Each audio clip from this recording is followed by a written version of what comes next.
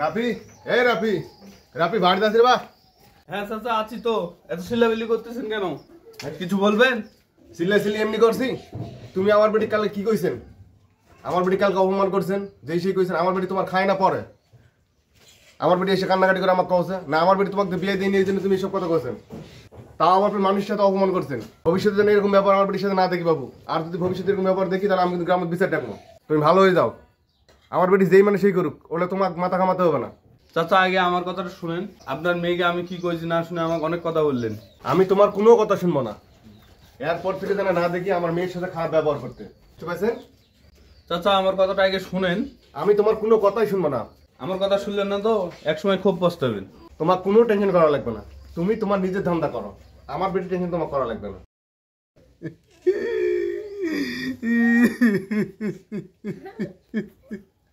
কি হয়েছে চাচা? কাঁদতেছেন কেন? একটু খুলে বলেন কি সমস্যা। ইস, কে যেন আমার বেটি সর্বনাশ করে ফেললো। আর মান সম্মান আমার থাকলো না। মান সম্মান আমার ভাসিয়ে চলে গেল। ইস, চাচা তাই? চাচা সেদিন যদি আপনি আমার কথা শুনতেন আর যদি আপনার মেয়ের কথা শুনে এসে আমাকে গালিগালাজ না করতেন তাহলে হয়তো আজকে আপনার এই দিনটা দেখতে হতো না। ঠিক বলেছিলে ভাতিজা। সেদিন যদি আমি তোমার কথাটা শুনতাম তাহলে আজকে আমার এই মেয়ের বিপদটা দেখতে হতো না। আজকে আমাকে একটু খুলে বলো, সেদিন তোমার সাথে কি ঘটেছিল আমার মেয়ের? সেদিন আমার মেয়ের কথা যদি গুরুত্ব না দিয়ে আমি তোমার কথা যদি গুরুত্ব দিতাম তাহলে আজকে আমার এই মেয়ের বিপদটা দেখতে হতো না ভাতিজা। আমাকে একটু খুলে বলো ভাতিজা। চাচা তাহলে শোনেন কি হয়েছিল সেদিন। এই তুমি প্রিয়া না? এখানে কি করতেছো? ছেলেকে হ্যাঁ দুপুরবেলা কি করতেছো এখানে পার্কে বসে? যাও বাড়ি যাও। বন্ধু হয় কেন, কি হয়েছে? তোমার কোনো সমস্যা? এ মুখে মুখে তর্ক করতেছিস? দাঁড়া তোর বাপকে বলতে দে। কেন, কি হয়েছে? আবার তর্ক করতেছিস মুখে মুখে? তোর কি ব্যবস্থা নাই তো বাড়ি আগে চল। জান কই দেন, তোমার কথা বিশ্বাস করলে তো উল্টো তোমাকে জানে গালি না দেয়, ঠিক আছে ভাইয়া?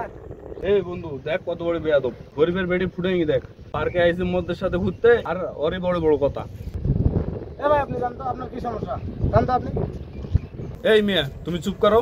ওই কি তোমার বিয়ে করা বউ? তুমি ওকে নিয়ে পার্কে আসছো, পিরিশ পিরিশ করতেছো, তুমি আমাকে দাড়ি মারতেছো, বেয়াদব কোথাকার। ভাই আপনি আজে বাজে কথা বলতেছেন কেন? আমার ইচ্ছা আমি যার মানে তার সাথে ঘুরতে আসি, কোনো সমস্যা হচ্ছে নাকি? যান আপনি এখান থেকে চলে যান, একদম আজে বাজে কথা বলেন। এবং চলে মেয়ের বাপ মা কিছু না করলে আমরা কেন তাকে শাসন করবো? চল দাদি। আরে ভাই গ্রামের চাচাতো বোন, সেই জন্য ভালো কথা বলতেছি, না হলে কি আমি আর বলতাম? আসলে যখন মারা খাবে তখন আমাদেরকেই কথা শুনতে হবে, সেই জন্য বললাম, ঠিক আছে? ভাই আপনি মারা খাওয়ার কথা বলতেছেন কেন? আপনি বড় ভাই হন, এই জন্য আপনাকে কিছু বলি না, ঠিক আছে? অন্য কেউ হলো একবার জুটা পিটা করতাম এখানে। ভদ্রতা শিখেন, বুঝছেন? মানুষকে এভাবে বলতে হয় না। এত বড় কথা? বন্ধু ছেড়ে দিত, মারবো, ছেড়ে দিত, ছেড়ে দি বন্ধু, ছেড়ে দি। শালিক যদি তুমি না দাও। থামরে হারাম দাদা, মোক শালি কলু মোর আব্বাক দেয়, তুমি এখন যদি না কও তো কি অবস্থা করে দেখ হারাম দাদা। যা রে আরাম যা, যা কই দি যা, তারপরে কে গালি খাই সেটা দেখা যাবে, কই দি যা। এ বন্ধু, তুমি শুধুম অন্যের মেয়ের সাথে ঝগড়া করছো, জানিস না ভালো কথার ভাব নেই? চল আমরা চলবো, চল। বন্ধু তুমি ঠিক বলেছো, চল এর সাথে কথা বলে লাভ নাই, আর বাবার সাথে কথা বলতে হবে। চলো বন্ধু চলো চলো। ইস ভাতিজা, আমার অনেক বড় ভুল হয়ে গেছে। আমি অনেক বড় ভুল করেছি ভাতিজা। তুমি আমাকে ক্ষমা করে দে ভাতিজা।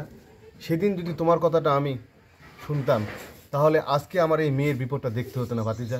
ভাতিজা তুমি আমাকে ক্ষমা করে দে ভাতিজা। সি চাচা এরকম বলতে হয় না, আমি তোমার সোল মানুষ, আবেগের বয়সে সেরকম কথাটা বলছিলে।